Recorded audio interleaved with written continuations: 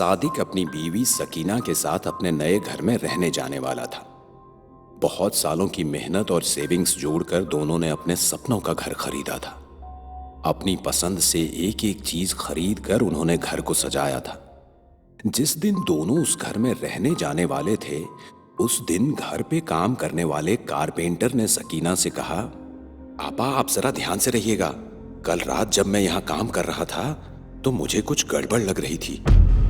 सकीना ये बात सुनकर थोड़ी डर गई और बोली, क्यों भैया, आपको ऐसा क्यों लगा? जब रात में वो कमरे में काम कर रहा था तो मुझे अजीब सी हलचल महसूस हुई।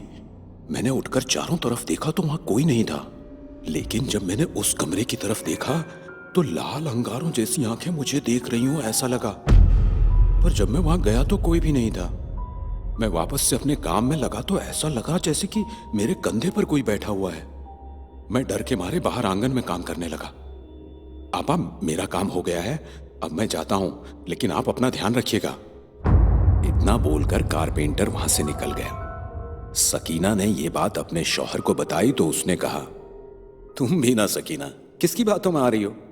ये सब अनपढ़ लोग हैं और पता है ना, ये लोग हमेशा नशे में ही रहते हैं। इन लोगों की बातें छोड़ो और चलो जरा सामान रखने में मेरी मदद करो। इतना बोलकर सादिक और सकीना दोनों काम में लग गए।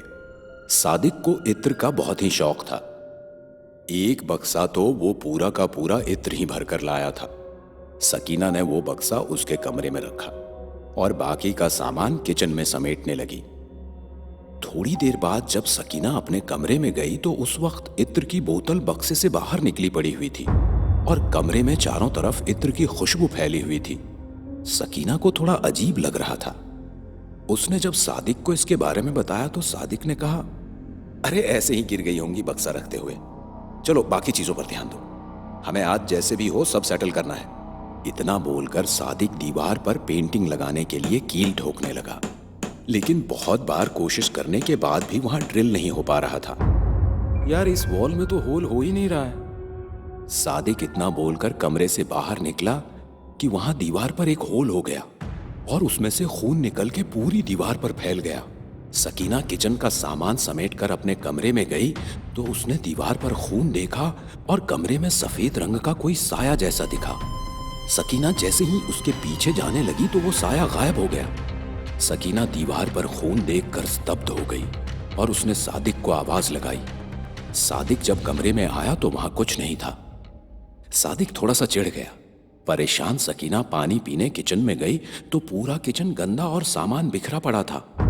सकीना ये बात सादिक को बताने अंदर गई तो वो चौंक गई। सादिक की आंख से खून निकल रहा था और उसकी पीठ पर एक बहुत ही डरावनी शक्ल वाला जिन्नात लटका हुआ था जो सादिक के गले से उसका खून पी रहा था। सकीना के मुंह से डर के मारे चीख निकल गई। जब वो सादिक के पास गई तो जिन्न गायब हो गया। सकीना ने सादिक से डरते डरते कहा, सादिक, तुमने देखा उसको? वो तुम्हारे कंधे पर बैठा था और तुम्हारे गले से खून पी रहा था।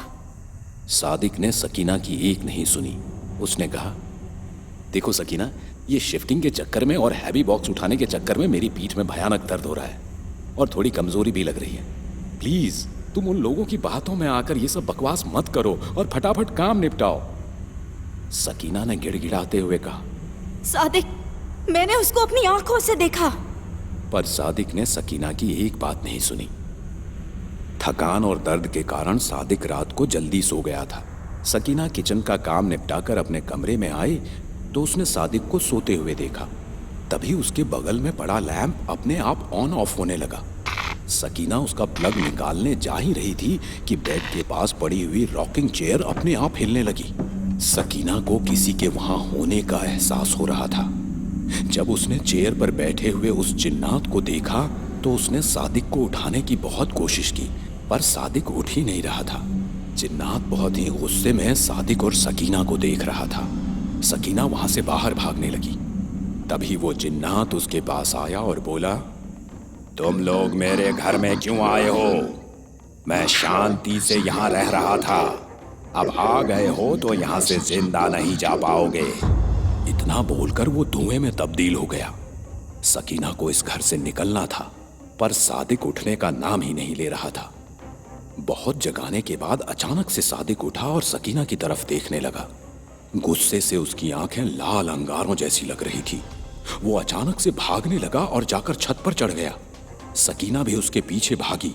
जब वो छत पर पहुंची तो सादिक एक बड़ी अजीब और डरावनी आवाज में बोला, बहुत प्यार करती है ना इससे? अब तू अकेली रह जाएगी।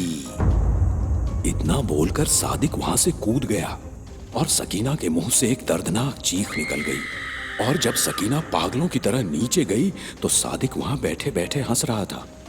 सकीना बहुत डरी हुई थी। ऐसे ही पूरी रात बीत गई। कभी सादिक हंसता, कभी रोता, घर की दीवारों पर उल्टा चलता, तो कभी अजीब सी आवाज में कुछ बोलता हुआ कमरे में चला जाता। और सकीना के लाख बुलाने पर भी वो उस कमरे से बाहर नहीं आया।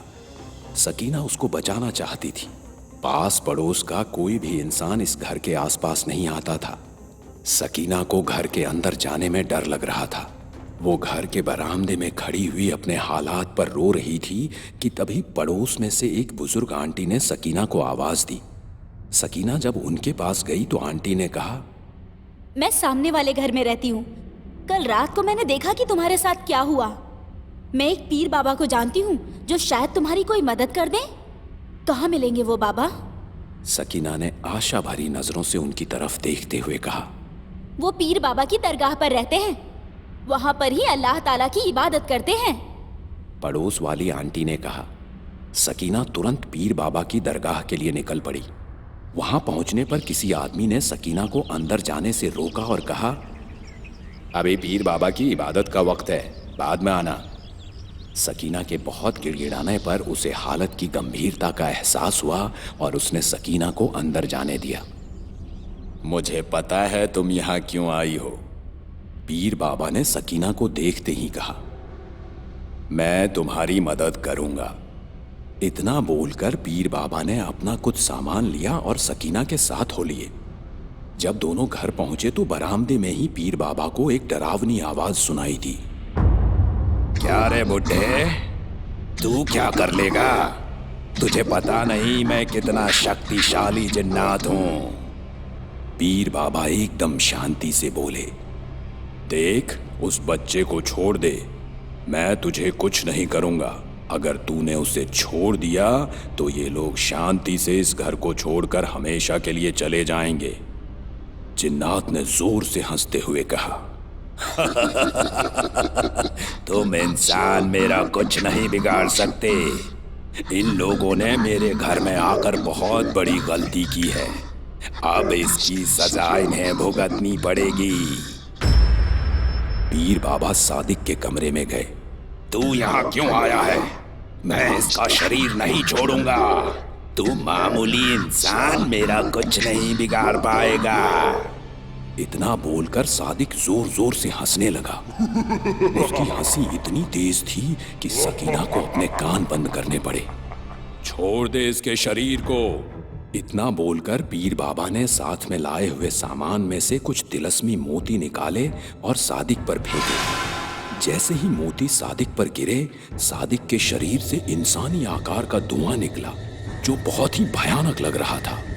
उसके लंबे सफेद बाल और काले बड़े नाखून थे, अंगारों जैसी दो लाल आंखें, जिससे वो पीर बाबा को देखे जा रहा था। जिन्नात के सादिक के शरीर में से निकलने के बाद अब वो थोड़ा सा होश में आया। उसने भी उस भयानक धुएं को देखा और डर से कांपने लगा। तेरे इन मोतियों से कुछ नहीं होगा, इसे तो मैं अपने साथ ही ले जाऊंगा, जिन्नात ने कहा। तभी पीर बाबा ने अपनी थैली में से एक बोतल निकाली। उसको देख के जिन्नात बोला, अब क्या तू मुझे बोतल में बंद करेगा? तुझे पता नहीं मैं कितना पुराना जिन्नात हूँ। मैं तुझे बोतल में बंद नहीं करूँगा, बल्कि हमेशा के लिए खत्म करूँगा। इस बोतल में जमजम का पाक पानी है। इसकी एक बूंद पड़ते ही तू हमेशा के लिए यहाँ से रुखसत हो जाएगा। इतना बोलकर पीर बाबा ने बोतल का ढक्कन खोला। ढक्कन के खुलते ही जिन्नात तड़प कर बोला, मैं इस आदमी को छोड़ दूंगा, पर इसे बोल मेरे घर से हमेशा के लिए चला जाए, और इस घर में अगर दोबारा कोई आया तो मैं उसे भी नहीं छोड़ूंगा। ये मेरा घर है, यहाँ पहले एक नीम का पेड़ हुआ करता था और मैं उसी पेड़ पर हजारों सालों से रहता था। फिर किसी ने आकर यहाँ मकान बनाया। मैंने उसकी छत 2 बार गिरा दी, यहाँ तक कि काम करने वाले लोगों को भी मार डाला। फिर भी उस आदमी ने ये मकान बनाया। पर ये मेरी जगह है और मैं यहाँ से कहीं नहीं जाऊंगा। तू इनको बोल इधर से निकल जाए और अगली बार यहाँ कोई भी आया तो मैं उसे जिंदा नहीं छोड़ूंगा। जिन्नात ने गुस्से से पीर बाबा को कहा। इसका जवाब देते हुए पीर बाबा ने कहा, ठीक है, ये लोग अभी इसी वक्त इस घर को छोड़कर चले जाएंगे और अब यहाँ कोई रहने नहीं आएगा और ये लोग इस घर का भी पूरा ख्याल रखेंगे और इसे कभी बेचेंगे भी नहीं, पर तू इनको नुकसान नहीं पहुंचाएगा। ठीक है, फिलहाल के लिए मैं जा रहा हूं। इतना बोलकर वो भयानक धुआं वहां से उड़ गया। सकीना और सादिक अपना सारा सामान लेकर उस घर से हमेशा के लिए निकल गए और उस घर में अब भी उस जिन्नात का बसेरा है।